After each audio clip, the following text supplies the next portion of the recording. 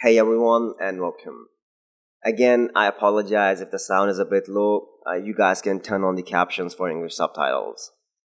So, Texas Pro is in the history books, and without a doubt, this has to be one of the toughest battles we have seen throughout the year. All the top three were in their careers' best shape, and judges gave each and everyone a chance to stand in the center and display their strengths. There have been mixed opinions regarding the outcome of this show. Some people had Steve Kokolo winning. In fact, a vast majority of the bodybuilding audience had Steve in the lead after prejudging.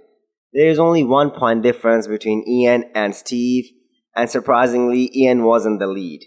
But in the finals, Iain came out with drastic improvements, and it was a clear-cut victory for him.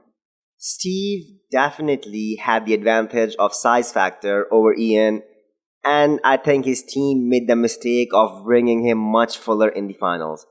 Don't get me wrong, Steve still looked great in the finals, but next to a bone dry Iain, he looked a little smooth.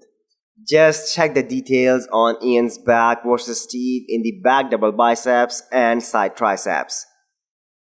Iain knocked out Steve from Olympia's qualification race for 2021, but getting a second place finish at his hometown will fire up Steve more than anything, and we have another battle coming up in 6 weeks at the Arnold. I would just like to mention Hassan Mostafa here, who placed 5th. The size on this guy is really overwhelming, and it's not a matter of if, it's a matter of when for this Egyptian beast. He will win shows once he dials in 100%, even at the expense of some size, he will still be the biggest guy on stage. Just a little comparison of him and Iain in the back double pose. His hamstrings were way sharper in this show as compared to previous ones. And for now, he is sticking with Crisicito for future. And let's take a moment to admire Phil Clahar at 47 years of age, bringing his absolute best in both these shows. If he keeps improving at this pace, then he'll be on the Olympia stage next year. Some classic physique update for you guys, as Peter Molnar is the guy we have all been waiting to see stand next to the biggest names in the industry. And when Arnold Classic 2021 competitors list came out, he was not doing the show.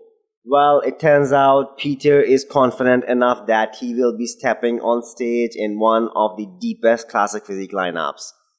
Brian Jones, who is one of the most hyped up guys going into the Arnold and the Olympia, making tremendous progress. He looks huge and ripped 6 weeks out.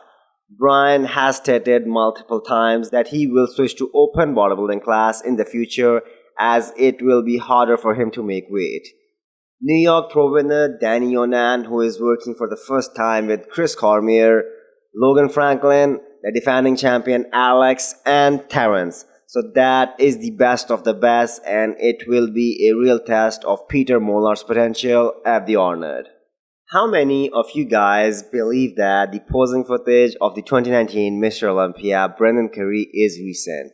Some new training footage came out of his camp, and you can see he is clearly getting there, but he doesn't look that lean as shown in the posing video.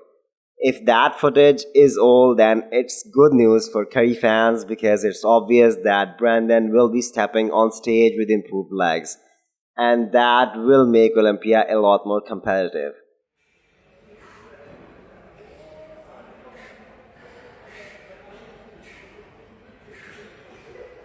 If anyone is wondering where is David Hoffman, well, some people were continuously saying he's too big for Classic, so you will see him tonight in open bodybuilding against the likes of Rolly and Nathan.